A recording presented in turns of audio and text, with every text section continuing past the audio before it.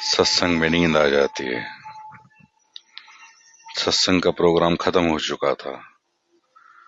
सिर्फ वहां नाम की बख्शिश वाली संगत ही रुकी हुई थी।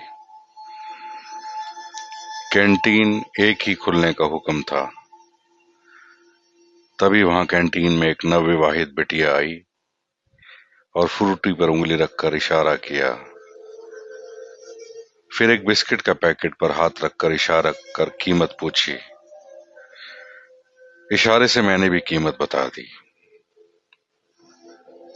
उसने दूर खड़े अपने पति को ताली बजाकर बुलाना चाहा, पर वो असफल रही। मुस्कुराकर उसने मेरी ओर देखा और उसकी मुस्कान और असफलता, जो प्रयास उसने किया उसमें असफल रही पति को बुलाने में।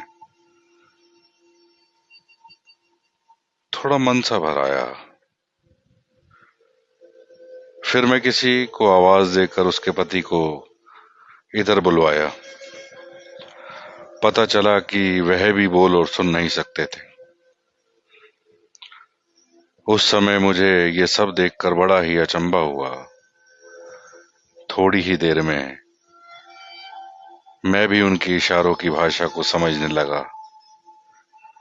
फिर लड़की ने पेपर पर लिखकर पूछा कि आज सत्संग सुना था आपने? सदगुरु कितना अच्छा समझा रहे थे।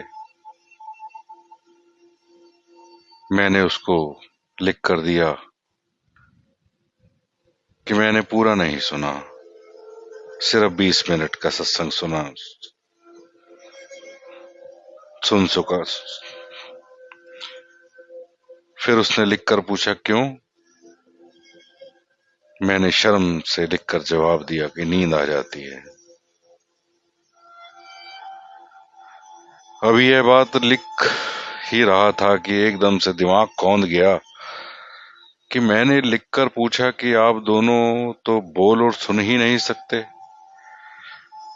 फिर आप दोनों ने सत्संग कैसे सुना? उन दोनों ने एक दूसरे की तरफ मुस्कुराते हुए देखा। फिर पेपर पर लिखा कि लिप रीडिंग, यानी होठों को हिलने से जो शब्द समझ लेते हैं। ओहो मेरे सदगुरु, मेरे बदन के सारे रोंगटे खड़े हो गए। और आप विश्वास करना, ये कहानी सुनाते हुए भी मेरे रोंगटे खड़े हो गए हैं।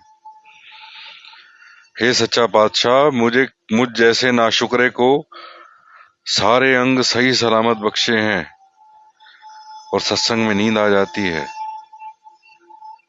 और ये दोनों लगभग 50 मिनट का सत्संग बिना ध्यान भटकाए, बिना पल के झपकाए, सिर्फ आपके होठों को ही देखते रहे।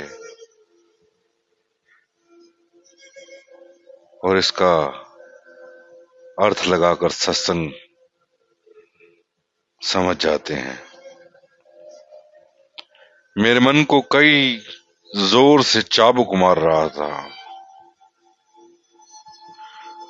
कोई जोर से चाबुक मार रहा था। न जाने कितने हजारों चाबुक मेरे मन पर उस समय पड़े।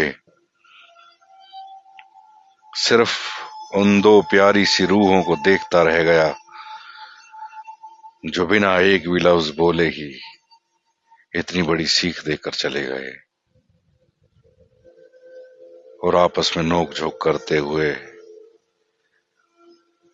वो मेरी आंखों से धीरे से ओझल हो गए। बड़ी कृपा है मालिक की हम जीवों पर।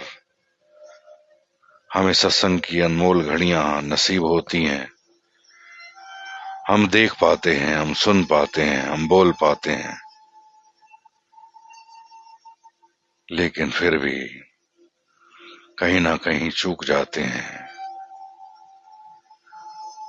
और इसके ऐसे पूर्ण भगत, प्यारे भक्त, जो कहीं बोल नहीं पाते, सुन नहीं पाते, असल में सत्संग का आनंद वही ले जाते हैं, वही ले जाते हैं। बस इतना ही। और ये कोई कहानी नहीं है, ये सच्ची घटना है।